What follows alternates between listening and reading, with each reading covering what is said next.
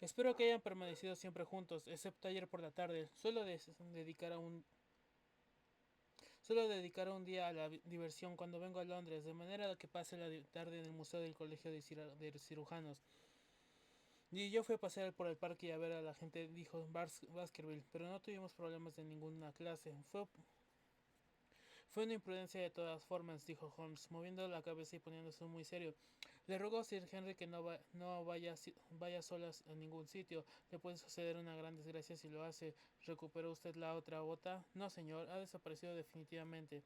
Vaya, vaya, eso es muy interesante. Bien, hasta la vista, añadió mientras el tren empezaba a deslizarse. Recuerde, Sir Henry, una de las frases de aquellas extrañas leyendas antigua que nos leyó el doctor Mortimer, y evite el páramo en las horas de oscuridad, cuando se intensifiquen los poderes del mal.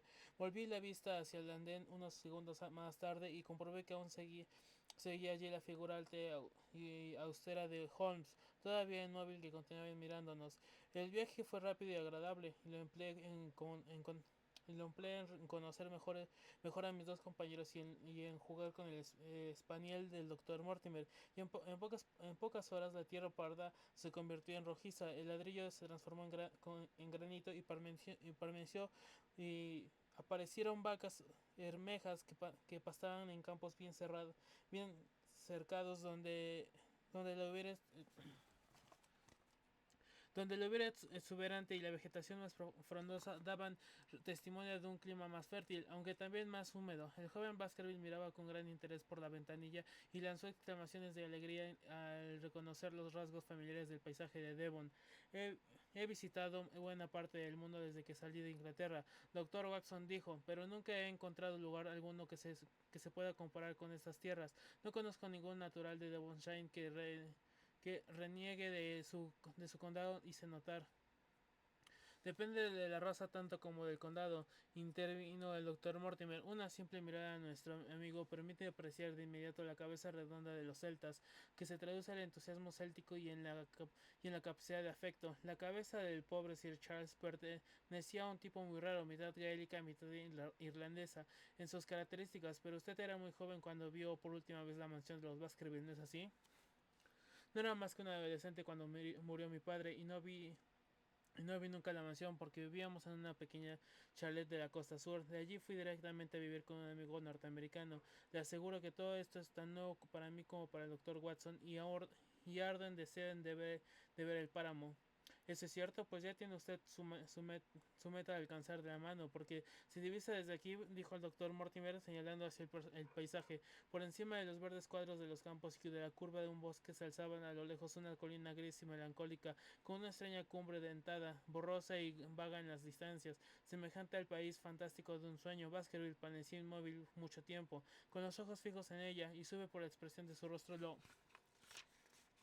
lo mucho que significa poder ver por primera vez aquel extraño lugar que los hombres de su sangre habían dominado durante tanto tiempo y que él había dejado una huella tan honda. A pesar de su traje de tuet, de su acento americano y de viajar en un prosaico vagón de ferrocarril, sentí más que nunca al contemplar su rostro moreno y expresivo, que era un auténtico descendiente de aquella larga sucesión de hombres de sangre ardiente, tan fogosa como autoritarios. Las cejas espesas, las dedicadas ventanas de la nariz y los grandes ojos de color avellana daban fe de su orgullo, de su valor y de su fortaleza. Si en aquel páramo inhóspito nos esperaba una empresa difícil y peligrosa, contaba al menos con un compañero con quien se podía aceptar un riesgo con la seguridad de que lo compartiera con valor. El tren se detuvo en una pequeña estación junto a la carretera y allí Descendimos fuera, más allá de una cerca blanca de poca altura, esperaba una tartana tirada por dos jacos. Nuestra llegada suponía sin duda todo un acontecimiento, porque el jefe de estación y los mozos de cuerda se arrancimaron a nuestro alrededor para llevarnos el equipaje. Era un lugar sencillo y agradable, pero me sorprendió observar la presencia junto al portillo de dos hombres de aspecto marcial con uniforme oscuro que se apoyaban en sus rifles y se nos miraron con mucho interés cuando pasamos. El cochero, un hombrecillo de facciones duras y manos nudosas, saludó a Sir Henry y pocos minutos después volábamos ya por la amplia carretera blanca. Ondulantes tierras de pasto ascendían a ambos lados y viejas casas con gabletes asomaban entre la entre la densa vegetación, pero atrás del campo tranquilo iluminado por el sol se elevaba siempre oscura contra el cielo del atardecer la larga y melancólica curva del páramo, interrumpida por colinas dentadas y siniestras. La tartana se desvió por una carretera lateral y empezamos a ascender por caminos muy hundidos, desgastados por siglos de ruedas con taludes muy altos a los lados, cubiertos de musgo húmedo y carnosas lenguas de ciervo, hechos bronceados y zarzas resplandecían bajo la luz del sol poniente. Sin dejar de subir, pasamos sobre un estrecho puente de granito, bordeamos un ruidoso y veloz torrente que espumaba y rugía entre grandes rocas. Camino Camino y curso de agua discurrían después de un valle donde abundaban los robles chaparrados y los abetos. A cada vuelta del camino Baskerville lanzaba una nueva exclamación de placer y miraba con gran interés a su alrededor haciendo innumerables preguntas. A él todo le parecía hermoso, pero para mí un velo de melancolía sobre el paisaje en el que se marcaba con toda claridad la proximidad del invierno. Los caminos estaban alfombrados de hojas amarillas que también caían sobre nosotros. El traqueteo de las ruedas enmudecía cuando atravesábamos montones de vegetación podrida, tristes regalos en mi opinión, para que la naturaleza los lanzara ante el coche del heredero de los Baskerville que regresaba a su casa solariega. Caramba, exclamó el doctor Mortimer, ¿qué es esto? Teníamos delante una pronunciada pendiente cubierta de brezos, una avanzadilla del páramo, en lo más alto, tan destacado y tan preciso como una estatua ecuestre sobre su pedestal. Vimos a un soldado a caballo, sombrío y austero, el rifle preparado sobre el antebrazo. Estaba vigilando la carretera por la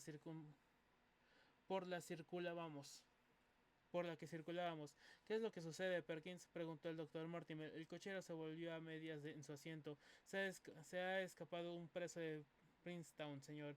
Ya lleva 3 días en libertad y los guardianes vigilan todas las carreteras y las estaciones, pero hasta ahora no ha dado con él. A los agricultores de la zona no le gusta nada lo que pasa, se lo aseguro. Bueno, según tengo entendido, se les recompensará con 5 libras si proporcionan alguna información. Es cierto, señor, pero la posibilidad de ganar 5 libras es muy poca cosa comparada con el temor que te corten el cuello, porque se trata de un preso corriente, es un individuo que no se detendrá ante nada. ¿De quién se trata? Selden, señor, el asesino de Notting Hill. Yo recordaba bien el caso, pero había despertado el interés de Holmes por la peculiar ferocidad del criminal y la absurda brutalidad que había acompañado todos los actos del asesino. Se le había conmutado la pena capital en razón de algunas dudas sobre el estado de sus facultades mentales, precisamente por lo atroz de su conducta. Nuestra tartana había coronado una cuesta y entonces apareció ante nosotros la enorme extensión del páramo, salpicando de montones de piedras de peñascos de formas extrañas. Enseguida se nos echó encima un viento frío que nos hizo tritar. En algún lugar de aquella llanura desolada se escondía el diabólico asesino, oculto en un escondrijo como una bestia salvaje, con el corazón lleno de malevolencia hacia toda la raza humana que lo había expulsado de su seno. Solo se necesitaba aquello para colmar el siniestro poder de sugestión del páramo, junto con el viento helado y el cielo que empezaba a oscurecer. Hasta el mismo Baskerville guardó silencio y se ciñó más el abrigo. Habíamos dejado abajo las tierras fértiles. Al volver la vista contemplamos los rayos oblicuos de un sol muy bajo en que convertía los cursos de agua en hebras de oro y que brillaba sobre la tierra roja recién removida por él arado y sobre la extensa mañana de los bosques. El camino que teníamos ante nosotros se fue haciendo más desolado y silvestre por encima de enormes pendientes de color rojizo y verde oliva, salpicadas de peñascos gigantescos. De cuando en cuando pasábamos junto a una de las casas del páramo con las paredes y el techo de piedra, sin planta trepadora alguna para dulcificar su severa silueta. De repente nos encontramos ante una depresión con forma de taza, salpicada de robles, abetos y chaparrados, retorcidos e inclinados por la furia de años de tormentas. Dos altas torres muy estrechas se alzaban por encima de los árboles. El cochero señaló con la fusta. La mansión de los Baskerville, dijo. Su dueño se había puesto en pie y se contemplaba con mejillas encendidas y ojos brillantes. Pocos minutos después habíamos llegado al portón de la casa del guarda, un laberinto de fantásticas tracerías en hierro forjado, con pilares a cada lado gastados por la inclemencia del tiempo, manchados de liquenes y coronados por las cabezas de jabalíes de los Baskerville. La casa del guarda era una ruina de granito negro y desnudas costillas de vigas.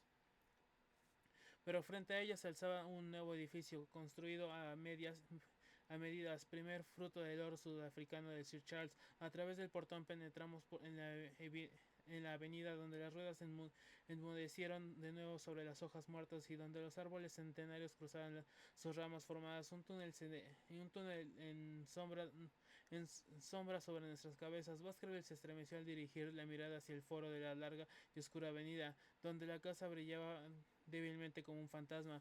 ¿Fue aquí?, preguntó en voz baja. No, no, el paseo de los Tejos está al otro lado. El joven heredero miró a su alrededor con expresión melancólica.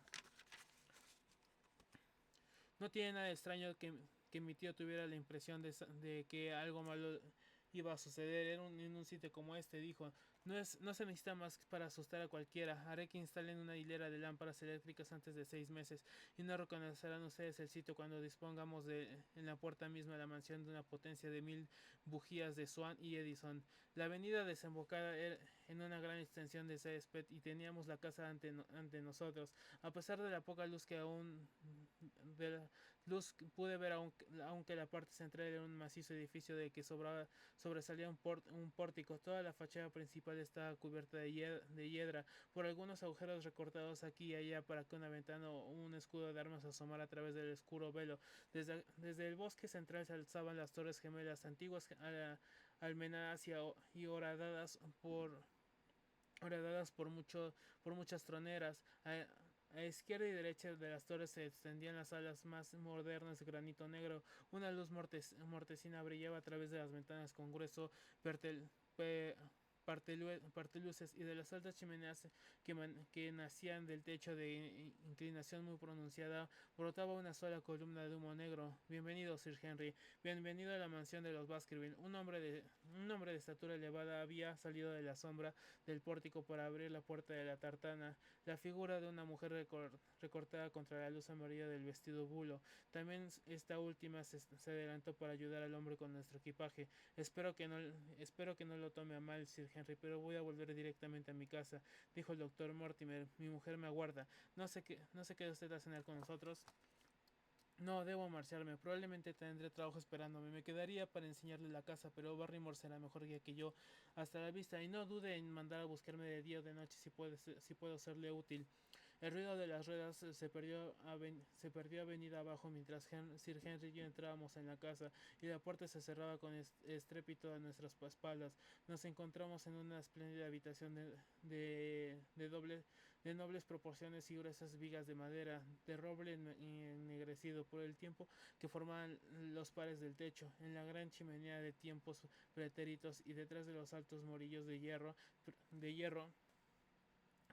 crepitaba y chisporroteaba un fuego de leña. Sir Henry y yo extendimos las manos hacia él porque estábamos ateridos. Después del largo trayecto en la tartana, luego contemplamos las altas y estrechas ventanas con vidrios antiguos de colores, el revestimiento de las paredes de madera de roble, las cabezas de ciervo, los escudos de armas en las paredes, todo ello borroso y sombrío a la escasa luz de la campana de la lámpara central. Exactamente como lo imaginaba, dijo Sir Henry. ¿No es la imagen misma de un antiguo hogar familiar? Pensar que esta sala ha vivido los míos durante 5 siglos. Esa simple idea hace que todo me parezca más solemne. Vi como su rostro moreno se iluminaba de entusiasmo juvenil al mirar a su alrededor. Se encontraba con un sitio donde la luz caía de lleno sobre él, pero sombras muy largas descendían por las paredes y colgaban como un dosel negro por encima de su cabeza. Barrymore había regresado de llevar el equipaje a nuestras habitaciones y se detuvo ante nosotros con la discreción característica de un criado competente. Era un hombre notable por su aparición, alto, bien parecido, barba negra, cuadrada, tez pálida y facciones distinguidas. ¿Desea usted que se sirva la cena inmediatamente, Sir Henry? ¿Está lista? Dentro de muy pocos minutos, señor. Encontrarán agua caliente en sus habitaciones. Mi mujer y yo, Sir Henry, seguiremos a su servicio con mucho gusto hasta que disponga usted otra cosa. Aunque no se ocultará que con la nueva situación habrá que ampliar la servidumbre de la casa. ¿Qué nueva situación? Me refiero únicamente a que Sir Charles llevaba una vida muy retirada y no bastábamos más atender, no ba- nosotros nos bastábamos para atender sus necesidades. Usted querrá sin duda hacer más vida social y en consecuencia tendrá que introducir cambios. ¿Quiere eso decir que su esposa y usted desean marcharse? Únicamente cuando ya no le causa a usted ningún trastorno, pero su familia nos ha servido a lo largo de varias generaciones, ¿no es cierto? Lamentaría comenzar mi vida aquí rompiendo una antigua relación familiar. Me pareció discernir signos de emoción en las pálidas facciones del mayordor- mayordomo. Mis sentimientos son idénticos, Sir Henry. Mi esposa los comparte plenamente, pero a decir verdad, los dos estábamos muy apegados a Sir Charles. Su muerte ha sido un golpe terrible y ha llenado esta casa de recuerdos dolorosos. Mucho me temo que nunca recobraremos la paz de espíritu de la mansión de los Baskerville. Pero ¿qué es lo que se proponen hacer? Estoy convencido de que tendremos éxito si emprendemos algún negocio. La generosidad de Sir Charles nos ha proporcionado los medios para ponerlo en marcha. Y ahora, señor, quizás convenga que los acompañe a ustedes y a sus habitaciones. Una galería rectangular con balaustrada a la que se llegaba por una escalera doble corría alrededor de la gran sala central. Desde aquel punto dos largos corredores se extendían a todo lo largo del edificio y a ellos se abrían los dormitorios. El mío estaba en la misma ala que el de Baskerville y casi puerta con puerta. Aquellas habitaciones parecían mucho más modernas que la parte central de la mansión. El alegre, eh, el alegre empapelado y la abundancia de velas contribuyeron un tanto a disipar la sombría impresión que se había apoderado de mi mente desde nuestra llegada. Pero el comedor al que se accedía desde la gran sala central era también un lugar oscuro y melancólico. Se trataba de una larga cámara con un escalón que separaba la parte inferior, reservada a los subordinados del estrado donde se colocaban los miembros de la familia. En un extremo se llevan situado un palco para los músicos. Vigas negras cruzaban por encima de nuestras cabezas y más arriba aún el techo ennegrecido por el humo, con hileras de antorchas llameantes para iluminarlo y con el colorido y tosco holgorio de un banquete de tiempos pre pretéritos. Quizás hubiera dulcificado su aspecto, pero ahora cuando tan pero ahora cuando pero ahora, cuando tan solo dos caballeros vestidos de negro se sentaban dentro del pequeño círculo de luz que proporcionaba una lámpara con pantalla, las voces se apagaban y los espíritus se abatían. Una borrosa hilera de antepasados atraviados de las maneras más diversas, desde el caballero isabelino hasta el petimetre de la regencia, nos miraban desde lo alto y nos intimidaban con su compañía silenciosa. Hablamos poco y de manera excepcional. Me alegré de que terminara la cena y de que pudiéramos retirarnos a la moderna sala de billar para fumar un cigarrillo. A fe mía, no se puede decir que sea un sitio muy alegre, exclamó Sir Henry. Supongo que llegaremos a habituarnos, pero por el momento me siento un tanto desplazado. No me extraña que mi tío se pusiera algo nervioso viviendo solo en una casa como esta. Si no le parece mal, hoy nos retiraremos pronto y quizá las cosas nos parezcan un poco más risueñas mañana por la mañana. Abrí las cortinas antes de acostarme y miré por la ventana de mi cuarto. Daba una excepción de césped situada delante de la puerta principal. Más allá, dos bosquecillos de gemían y se balanceaban agitados por el viento cada vez más intenso. La luna se abrió paso entre las nubes desbocadas. Gracias a su, Gracias a su fría luz vi más allá de los árboles una granja incompleta de rocas y la larga superficie casi llama del melancólico páramo. Cerré las cortinas convencido de que mi última impresión coincidía con las anteriores, aunque no fue la última en realidad. Pronto descubrí que estaba cansado, pero insomne y di muchas vueltas en la cama esperando un sueño que no venía. Muy a lo lejos un reloj de pared daba los cuartos de hora, pero por los demás un silencio sepulcral reinaba sobre la vieja casa, y luego de repente en la quietud de la noche llegó hasta mis oídos un sonido claro, resonante e inconfundible. Eran los sollozos de una mujer, los jadeos ahogados de una persona desagarradora por un sufrimiento incontrolable. Me senté en la cama y escuché con atención. El ruido procedía sin duda del interior de la casa. Por espacio de media hora esperé con los nervios en tensión. pero de nuevo reinó el silencio, y si se exceptuaban las campanas del reloj y el roce de la hiedra contra la pared.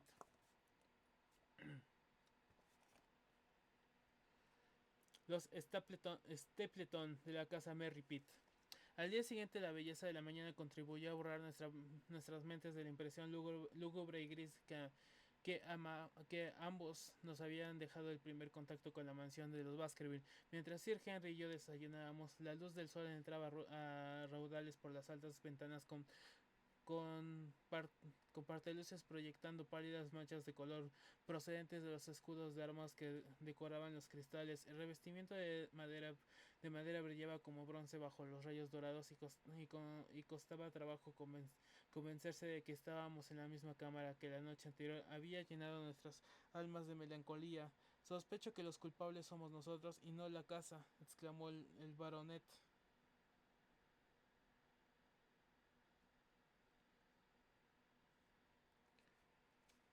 Llevábamos encima el camino del viaje, el frío del páramo, de manera que mirábamos ese cielo con malos ojos. Ahora que hemos descansado y nos encontramos bien, nos parece alegre una vez más, pero no fue todo un problema de imaginación, respondí yo. ¿Acaso no oyó usted durante la noche a alguien, una mujer, en mi opinión, que sollozaba? Es curioso porque cuando estaba medio dormido me pareció oír algo así. Esperé un buen rato, pero el ruido no se repitió.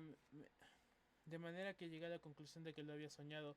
Yo lo oí con toda claridad y estoy seguro de que se trataba de los sollozos de una mujer. Debemos informarnos inmediatamente. Sir Henry tocó la campanilla y preguntó a Barrymore si podía explicarnos lo sucedido. Me pareció que aumentaba un punto de la palidez del mayordomo mientras escuchaba la pregunta de su señor.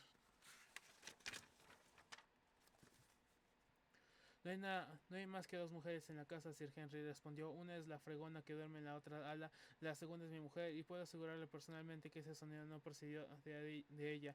Y sin embargo mentía, porque después del desayuno me crucé por casualidad de la señora Barrymore cuando el sol le iluminaba de lleno el rostro. En el largo corredor el que daba en los dormitorios, la esposa del mayordomo era una mujer grande, de aspecto impasible, facciones muy marcadas y un gesto de boca severo y decidido, pero sus ojos enrojecidos que me miraban desde detrás de unos párpados hinchados la denunciaban. Era ella, sin duda, quien lloraba por la noche, y aunque su marido tenía que saberlo, había optado por correr el riesgo de verse descubierto al afirmar que no era así. ¿Por qué lo había hecho? ¿Y por qué lloraba una mujer tan amargamente? En tono aquel hombre de tez pálida, bien parecido, de barba negra, se estaba creando ya una atmósfera de misterio y melancolía. Barrymore había encontrado el cuerpo sin vida de Sir Charles, y únicamente contábamos con su palabra para todo lo referente a las circunstancias relacionadas con la muerte del anciano. Existía la posibilidad Existía la posibilidad de que, después de todo, fuera Barrymore a quien habíamos visto en el cabriole de Regent Street. Podía muy bien tratarse de la misma barba. El cochero había descrito un hombre algo más bajo, pero no era impensable que se hubiera equivocado. ¿Cómo podía yo aclarar aquel extremo de una vez por todas? Mi primera gestión consistía en visitar al administrador de correos de Grimper y averiguar si a Barrymore se le había entregado el telegrama de prueba en propia mano. Fuera cual fuese la respuesta, al menos tendría ya algo de qué informar a Sherlock Holmes.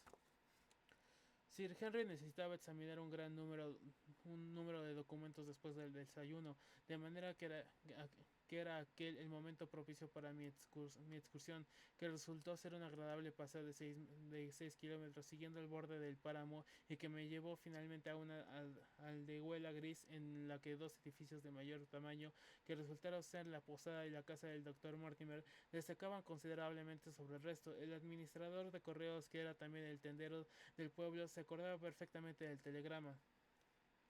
Así es, caballero, dijo. Hice que se entregase al señor Barrymore tal como se indicaba. ¿Quién lo entregó? Mi hijo, aquí presente, James. Entregaste el telegrama al señor Barrymore en la mansión la semana pasada, ¿no es cierto? Sí, padre, le entregué yo en propia mano. Bueno, el señor Barrymore se hallaba en el desván en aquel momento, así que no pude ser en propia mano, pero se lo di a su esposa, que prometía entregarlo inmediatamente.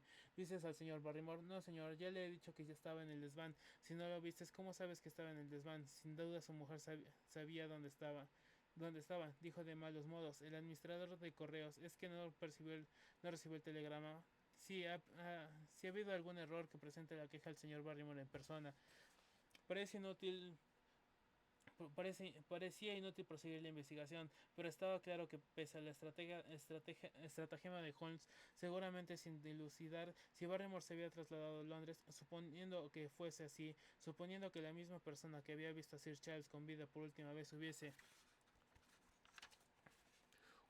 sido el primero en seguir el nuevo heredero a su regreso a Inglaterra, ¿qué consecuencias podían sacarse?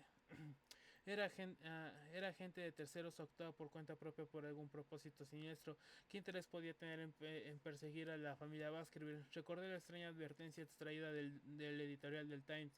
Era obra suya o más bien de alguien que se propone desbaratar sus planes. El único motivo plausible que el sugerido por Sir Henry, si se conseguía asustar a la familia de manera que no volviera a mansión, los Barrymore dispondrían de manera permanente de un hogar muy cómodo, pero sin duda un motivo así resultaba insuficiente para explicar unos planes tan sutiles como complejos que parecían estar tejiendo una red invisible en torno al joven baronet.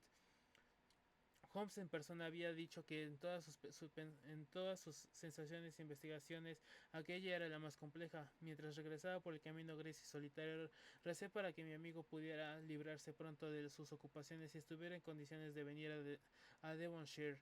Y de repente de mis hombros la pesada carga de responsabilidad que había echado sobre ellos. De repente mis pensamientos se volvieron interrumpidos por el ruido de unos pasos veloces y de una voz que repetía mi nombre. Me volví esperando ver al doctor Mortimer, pero para mi sorpresa descubrí que me perseguía un desconocido. Se trataba de un hombre pequeño, delgado, completamente afeitado, de aspecto remilgado, cabello rubio y mandíbula estrecha, entre los 30 y los 40 años de edad, que vestía un traje gris y llevaba sombrero de paja. Del hombre le colgaba una caja de hojalata para especímenes botánicos y en la mano llevaba un casamarí posas verde. Estoy seguro de que sabré excusar mi atrevimiento, señor doctor Watson, me dijo al llegar jadeando a donde me encontraba. Aquí en el páramo somos gente llanas y no esperamos a las presentaciones oficiales. Quizás haya usted oído pronunciar el apellido a nuestro común amigo, al doctor Mortimer. Soy Stapleton y vivo en la casa de Merry Pitt. El cazamariposas y la caja me hubiera bastado, dije. Porque sabía el señor Stapleton era naturalista, pero ¿por qué sabe usted quién soy yo? He ido a hacer una visita a Mortimer y al pasar usted por la calle lo hemos visto desde la ventana de su consultorio. Dado que llevamos el mismo camino, se me ha ocurrido alcanzarlo y presentarme. Confío en que Sir Henry no está demasiado fatigado por el viaje. Se encuentra perfectamente, muchas gracias. Todos nos teníamos que después de la triste desaparición de Sir Charles, el nuevo baronet no quisiera vivir aquí. Es mucho pedir que un hombre acaudalado venga a enterarse en un sitio como este, pero no hace falta que le diga cuánto significa para toda la zona. Hago bien en suponer que Sir Henry no alberga miedos supersticiones en esta materia. No creo que sea posible. Por supuesto, usted conoce la leyenda del perro diabólico que persigue a la familia. Lo he oído. Es notable los crédulos que son los campesinos por estos alrededores. Muchos de ellos están dispuestos a jurar que han visto en el páramo un animal de esas características. Hablaba con una sonrisa, pero me pareció leer en sus ojos que tomaba aquel asunto con más seriedad. Esa historia llegó a apoderarse de la imaginación de Sir Charles y estoy convencido de que provocó su trágico fin. Pero ¿cómo? Tenía los nervios tan desquiciados que la aparición de cualquier perro podría haber tenido un efecto fatal sobre su corazón enfermo. Imagino que vio en realidad algo así aquella última noche en el Paseo de los Tejos. Yo temía que pudiera suceder un desastre, sentía por él un gran afecto y no ignoraba la debilidad de su corazón. ¿Cómo lo sabía? Me lo había dicho mi amigo Mortimer. ¿Piensa usted entonces que un perro persiguió a Sir Charles y que en consecuencia del haciendo Baromet murió de miedo? ¿Tiene usted alguna explicación mejor? No he llegado a ninguna conclusión. Tampoco su amigo el señor Sherlock Holmes. Aquellas palabras me dejaron sin respiración por un momento, pero la placidez del rostro de mi interlocutor y su mirada hipertérrita me hicieron comprender que que no se proponía sorprenderme. Es inútil tratar de fingir que no lo conocemos, doctor Watson, dijo. No han llegado sus relatos de las aventuras del famoso detective y nos podría usted celebrar sus éxitos sin darse también a conocer. Cuando Mortimer me dijo su apellido no pudo negar su identidad. Si está usted aquí, Aquí se sigue que el señor Holmes se interesará también por este asunto y como es lógico, siento curiosidad por saber su opinión sobre el caso. Me temo que no estoy en condiciones de responder a esa pregunta. ¿Puede usted decirme si nos honrará visitándonos en persona? En el momento presente sus ocupaciones no le permiten abandonar Londres. Tiene otros casos que requieren su atención. Qué lástima, podría arrojar alguna luz sobre algo que estaba muy oscuro para nosotros, pero por lo que se refiere a sus propias investigaciones, Dr. Watson, si puedo serle útil de alguna manera, confío en que no vacile en servirse de mí. Si contara yo con alguna indicación sobre la naturaleza de sus sospechas o sobre cómo se propone usted investigar el caso, quizás pudiera